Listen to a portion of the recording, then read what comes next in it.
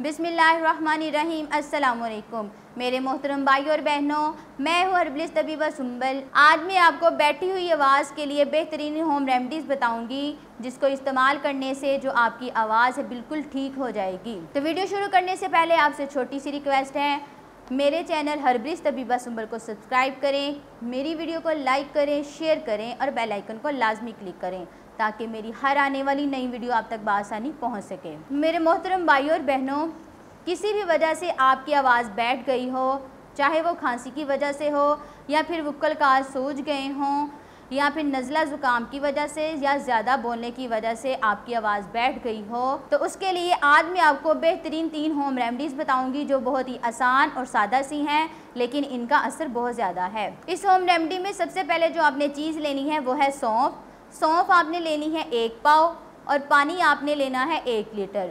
1 litre पानी के अंदर आपने इस सौंफ को भिगो कर रख देना है, यानी सारी रात आपने इसको भिगो कर रखना है। सुबह उठकर इसको छान लें। छानने के बाद इसको आप एक बर्तन में डालकर चूल्हे के ऊपर रख दें।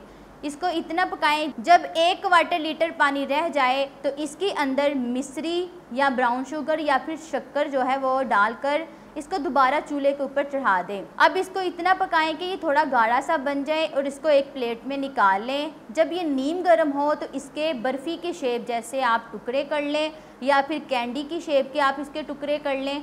जब ये बिल्कुल ठंडा हो जाए तो इन टुकड़ों को आप किसी जार में निकाल कर सेव कर लें। और जब भी कभी आपकी आवाज़ बैठ जाए या आपको खांसी हो जिससे आपका गला दर्द करे, आपकी आवाज़ बैठ जाए, आपको बोलने में दिक्कत हो, तो आपने जो बर्फ़ी नुमा टुकड़े बनाए हैं इसको निकाल लें और एक टुकड़ा मुंह में रखकर चूसें। इससे जो है आपकी बैठी हुई आवाज़ बिल्कुल ठीक हो जाएगी। और दूसरे नंबर पर जो होम रेमडी है वो इससे भी ज़्यादा आसान है, यानी अगर पहले वाली आपको बनाने में मुश्किल है तो आप इसको बना सकते हैं।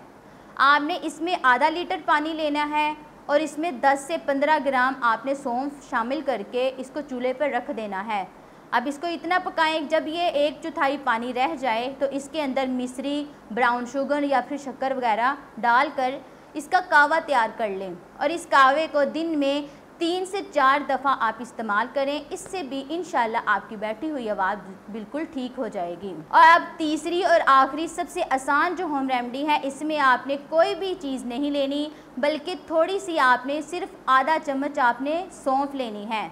सिर्फ आपने आधा चम्मच सौंफ लेनी है। इसको आप अच्छी तरह साफ़ करके अपने मुंह में रख लें।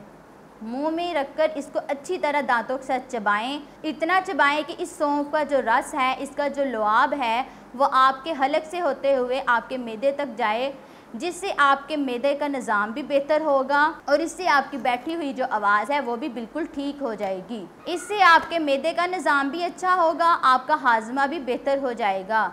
तो अल्लाह ताला से दुआ है कि अल्लाह ताला हमें हर बीमारी, हर आफत से महफूज रखे। आमीन। अस्सलामु अलैकुम।